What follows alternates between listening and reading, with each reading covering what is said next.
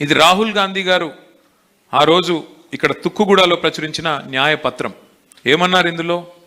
ఎవరైనా ఒక పార్టీలో గెలిచి ఇంకో పార్టీలోకి ఫిరాయిస్తే వారి పదవి ఆటోమేటిక్గా తీసేస్తాం, వారికి ఇంకా అసలు కోర్టుకు పోవాల్సిన అవసరం లేదు, పోరాటాలు చేయాల్సిన అవసరం లేదు అని ఆయన వేదిక మీద చదువుతున్నాడు. ఆయన వెనకాలనే మా పార్టీ నుంచి 2-3 పార్టీ మారిన వాళ్ళు ఆయన వెనకాల కూర్చున్నారు రాహుల్ గాంధీ. రాహుల్ గాంధీ యొక్క ద్వంద్వ ప్రమాణాలు, రాహుల్ గాంధీ యొక్క డబుల్ స్టాండర్డ్స్, కాంగ్రెస్ యొక్క దుర్మార్గమైన వైఖరికి ఒక ఉదాహరణ ఈ న్యాయపత్రం. దీని పేరు వాళ్ళ అన్యాయపత్రం అని మార్చుకుంటే అయిపోతుంది. న్యాయపత్రం లేదు. నేతి బీరకాయలు ఎంత నెయ్యి ఉన్నదో న్యాయపత్రంలో అంతే న్యాయం ఉన్నది. అట్లాగే మీరు చూశారు నిన్నగాక మొన్న రేవంత్ రెడ్డి గారు ముఖ్యమంత్రిగా మాట్లాడాల్సిన వ్యక్తి ఒక బహిరంగ సభలో పిలుపిస్తున్నాడు. ఒక ప్రధాన ప్రతిపక్ష పార్టీ యొక్క జెండా గద్దెలను కూల్చేయండి అని పిలుపునిస్తున్నాడు. ఇది రాజ్యాంగ హననం కాదా? ఇది రాజ్యాంగ విలువల పతనానికి నిదర్శనం కాదా? ఏ వ్యక్తి అయితే ముఖ్యమంత్రిగా ఉన్నాడో, ఏ వ్యక్తి అయితే హోంమంత్రిగా ఉన్నాడో, ఏ వ్యక్తి అయితే శాంతి భద్రతలను పరిరక్షించాలో జెండా గద్దలను కూల్చేయండి అని పిలిపిస్తున్నాడంటే ఇది శాంతి భద్రతలను, అదేవిధంగా రాజ్యాంగ విలువలను పాతిపెట్టడం కాదా అని నేను అడుగుతా ఉన్నా. ప్రశ్నించే గొంతులను ఇవాళ వారి మీద అక్రమ కేసులు పెట్టి గొంతు నిలిమే ప్రయత్నం చేయడం, చివరికి 4th ఎస్టేట్గా పిలుచుకునే ప్రజాస్వామిక మరి దేశంలో 4th ఎస్టేట్గా పిలుచుకుంటాం మన జర్నలిస్ట్ సోదరులని. వారు తెలంగాణ ఉద్యమంలో కూడా మనతో పాటు కలిసి నడిచిన సోదరులు. వారిని వాళ్ళ టెర్రరిస్టుల మాదిరిగా గుంజుకపోయి ఏ మంత్రి పేరు చెప్పలేదు, ఏ అధికారి పేరు చెప్పకుండా ఏదో కథనం వస్తే అది యాజమాన్యాన్ని ప్రశ్నించాల్సింది పోయి ఇవాళ జర్నలిస్టులను టెర్రరిస్టులలాగా అరెస్ట్ చేసే రోజులు వచ్చినాయంటే ఇది రాజ్యాంగ విలువల హననం కాదా?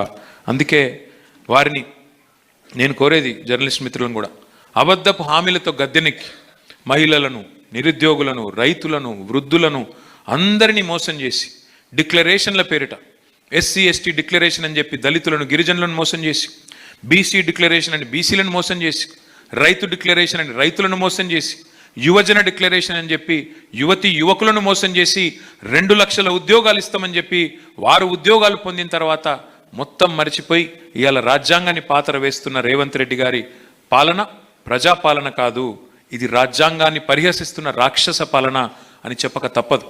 కర్రా రాజేష్ అనే ఒక యువకుడు కోదాడలో, ఒక దళిత బిడ్డ, ఆయనని లాకప్లో హింసించి చంపిన రాష్ట్రం ఇవాళ రాష్ట్రంలో అట్లాంటి దుర్మార్గమైన పాలన నడుస్తున్నది. కర్రా రాజేష్ చేసిన తప్పేంది? ఆయన పేరు కర్రా రాజేష్ కావడం, దళిత కుటుంబంలో పుట్టడం ఆయన చేసిన తప్పు. ఆయనని కేవలం అక్కడ ఉన్న మన మల్లయ్య యాదవ్ గారు అనే TRS నాయకుడు, మన మాజీ ఎమ్మెల్యే, ఆయన మీద కేసు పెట్టాలన్న ఆలోచనతో ఈ రాజేష్ అనే యువకుడిని పట్టుకొచ్చి చిత్రహింస పెట్టి ఆయన పేరు చెప్పమని, ఆయనకు సంబంధం లేదని చెప్పకపోతే చిత్రహింస పెట్టి చంపిన రాజ్యం ఇవాళ కాంగ్రెస్ పరిపాలన మన ముందు కనబడుతూ ఉన్నది. ఇప్పటికి 60 రోజులు గడిచిపోయింది. రాజేష్ చనిపోయి లకప్ డెత్ అయింది. కస్టడీలో చచ్చిపోయింది, పోలీస్ కస్టడీలో. ఇప్పటి వరకు ముఖ్యమంత్రి మాట్లాడాడు, స్థానిక ఎమ్మెల్యే, స్థానిక మంత్రి ఉత్తమ్ కుమార్ రెడ్డి మాట్లాడాడు, స్పందించాడు. ఇక ఖాడ్గే గారు ఉన్నారు, తెల్లారు లేస్తే చెప్పుకుంటారు మాకు దళిత నాయకుడే మా జాతీయ అధ్యక్షుడు. మరొక దళిత యువకుడు ఇక్కడ లాకప్ డెత్ అయి చచ్చిపోతే తెలంగాణలో ఖార్గే గారు కూడా మాట్లాడరు. అందుకే చేతిలో రాజ్యాంగాన్ని పట్టుకొని తిరిగే రాహుల్ గాంధీని మనం అడగాల్సిన టైం వచ్చింది. ఇదేనా మీరు రాజ్యాంగాన్ని రక్షించే పద్ధతి? మా ఎమ్మెల్యేలను గొర్రెలను కొన్నట్టు కొనడమే మీరు రాజ్యాంగాన్ని రక్షించడమా? లాకప్ డెత్ చేసి తెలంగాణలో దళిత యువకులను చంపడమే మీరు రాజ్యాంగాన్ని రక్షించడమా? లగచర్లలో మా ఆడబిడ్డలు, గిరిజన ఆడబిడ్డల్ని ఇళ్లలోకి చొరబడి వారి వ్యక్తిత్వ హననం చేయడం, వారిని చివరికి వారి మానాలకు ప్రాణాలకు రక్షణ లేకుండా ఇష్టం వచ్చినట్టు చేయడమేనా రాజ్యాంగాన్ని రక్షించడం?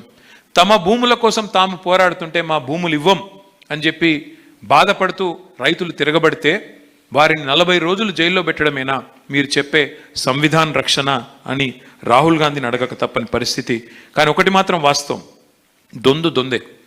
ఇటు రాజ్యాంగ హననం విషయంలో, రాజ్యాంగాన్ని బొందబెట్టే విషయంలో, ఖననం చేయడంలో అటు బీజేపీ ఇటు కాంగ్రెస్ ఏమీ తేడా లేదు. అక్కడున్న బీజేపీ ఏమో ఇవాళ మతాల మధ్యన చిచ్చుపెట్టే ప్రయత్నం చేస్తున్నది. సోదర భావంతో ఇప్పటికి 80 ఏళ్ళు హిందూ, ముస్లిం, క్రిస్టియన్, సిక్కు అనే తేడా లేకుండా అన్నదమ్ముల్లాగా కలిసిమెలిసి ఉండే ఈ దేశంలో చిచ్చు పెడుతున్నది కేంద్ర ప్రభుత్వం, భారతీయ జనతా పార్టీ. అందుకే నేను చివరిగా ఒక మాట చెప్పి నేను ముగిస్తాను. రాజ్యాంగం ఎంత గొప్పదైనా దాన్ని అమలు చేసే వారిలో చిత్తశుద్ధి లేకపోతే ప్రయోజనం శూన్యం అని ఆనాడే డాక్టర్ బాబాసాహెబ్ చెప్పారు.